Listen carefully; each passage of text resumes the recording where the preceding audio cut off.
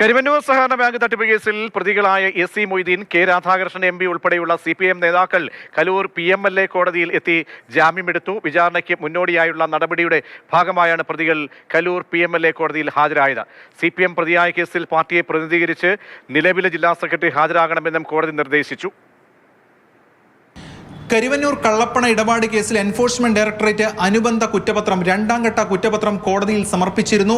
CPM എന്ന് പറയുന്ന പാർട്ടിയെയും അതോടൊപ്പം തന്നെ CPMന്റെ പ്രധാനപ്പെട്ട നേതാക്കളെ അടക്കം ഉൾപ്പെടുത്തി 28 പേരെ പ്രതികളാക്കിയാണ് അനുബന്ധ കുറ്റപത്രം നൽകിയത്. അതിന്റെ തുടർ നടപടികളുടെ ഭാഗമായിട്ടാണ് പ്രധാനപ്പെട്ട CPM നേതാക്കൾ ഇന്ന് കലൂർ PMLA കോടതിയിൽ ഹാജരായത്. AC Moideen MLA, K Radhakrishnan MP, MM Varghese ഉൾപ്പെടെ 8 പ്രധാനപ്പെട്ട ആളുകളാണ് CPMന്റെ നേതാക്കൾ ഇന്ന് കോടതിയിൽ ഹാജരായി ജാമ്യം എടുത്തത്. അതേസമയം CPMനെ പ്രതിനിധീകരിച്ച് ആരും എത്തിയിരുന്നില്ല.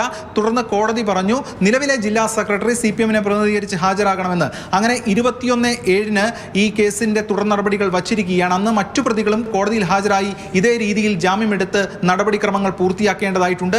വിചാരണ നടപടിക്ക് മുന്നോടിയായിട്ടാണ് ഇക്കാര്യങ്ങൾ ഇപ്പോൾ നടക്കുന്നത്.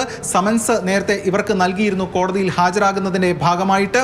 കഴിഞ്ഞ തവണ ഈ കുറ്റപത്രം നിലനിൽക്കുമെന്ന് കോടതി വ്യക്തമാക്കിയിരുന്നു. പ്രതികൾക്കെതിരെ കുറ്റം ചുമത്താൻ പ്രഥമദൃഷ്ട്യാ തെളിവുകളുണ്ട് എന്ന കാര്യം കോടതി വ്യക്തമാക്കിയിരുന്നു. മാത്രമല്ല വിചാരണ നേരിടേണ്ടതാണ് എന്ന കാര്യവും നിർദ്ദേശിച്ചിരുന്നു. CPMനെയും കമ്മ്യൂണിസ്റ്റ് ഇടതുപക്ഷത്തെ തകർക്കുക എന്നുള്ള ലക്ഷ്യം തന്നെയാണ് ഉള്ളത്. അതുകൊണ്ടാണ് കേസിൽ പ്രതി. ഞങ്ങൾ CPM ആയതുകൊണ്ട് മാത്രം പ്രതികളാവുന്ന, അല്ലാതെ തെറ്റ് ചെയ്തുകൊണ്ട് പ്രതികളാകുന്നതല്ല. വളരെ നല്ല രീതിയിൽ നടന്നു പോയിരുന്ന കരുവന്നൂർ സഹകരണ ബാങ്കിൽ 2012-13 കാലഘട്ടത്തിലാണ് അവിടുത്തെ ഭരണസമിതി, CPM നേതൃത്വത്തിലുള്ള ഭരണസമിതി ക്രമക്കേടുകൾക്ക് തുടക്കം കുറിച്ചത് എന്നതാണ് ED വ്യക്തമാക്കുന്നത്. ആ ഭരണസമിതിയെ നിയന്ത്രിക്കാൻ CPM തൃശൂർ ജില്ലാ കമ്മിറ്റി ഒരു സബ് കമ്മിറ്റിയെയും നിയോഗിച്ചിരുന്നു. ആ സബ് കമ്മിറ്റി ഇത്തരത്തിൽ വഴിവിട്ട ലോണുകൾക്ക് അടക്കം നിർദ്ദേശം നൽകുകയായിരുന്നു. അങ്ങനെ പല ലോണുകളും അനുവദിക്കപ്പെട്ടു.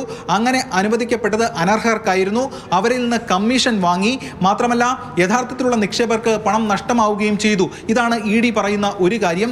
മറ്റൊന്ന് എന്ന് പറയുന്നത് 2017 CPMന് പുറത്തശ്ശേരിയിൽ അവിടെ ഒരു സ്ഥലം വാങ്ങി ഓഫീസ് നിർമ്മിക്കാൻ പാർട്ടി തീരുമാനിച്ചു. അതിലേക്ക് പണം കണ്ടെത്തുന്നതിനായി കരുവന്നൂർ സഹകരണ ബാങ്കിൽ അക്കൗണ്ട് തുടങ്ങി.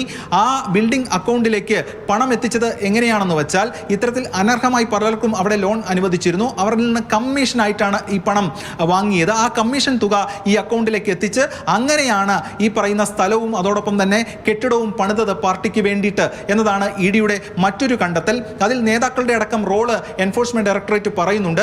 AC മൊയ്തീൻ ജില്ലാ സെക്രട്ടറി ആയിരുന്ന സമയത്താണ് ഒരു സബ് കമ്മിറ്റി അവിടെ രൂപീകരിക്കുന്നത്. മാത്രമല്ല വഴിവിട്ട ലോണുകൾക്ക് ഈ AC മൊയ്തീൻ നിർദ്ദേശിക്കുകയും ചെയ്തു എന്നതാണ് ED വ്യക്തമാക്കുന്നത്. ഇതോടൊപ്പം തന്നെ കെ രാധാകൃഷ്ണൻ MP ജില്ലാ സെക്രട്ടറി ആയിരുന്ന സമയത്താണ് ഈ ബാങ്കിൽ അക്കൗണ്ട് തുടങ്ങുന്നത്.